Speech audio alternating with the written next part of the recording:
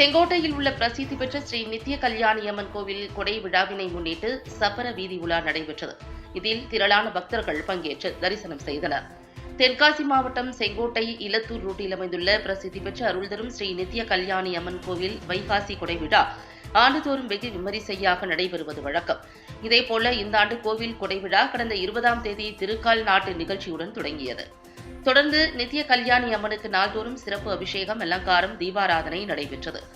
முக்கிய நிகழ்ச்சியான கோவில் கொடைவிழா நேற்று நடைபெற்றது.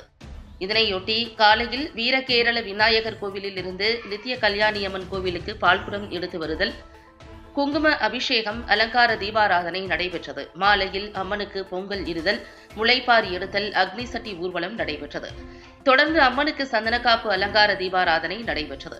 நள்ளிரவு செண்டை மேளம் முழங்க வான வேடிக்கைகளுடன் நித்ய கல்யாணி அம்பாள் சிம்ம வாகனத்தில் எழுந்தருளி முக்கிய வீதிகளில் உலா வந்தார்.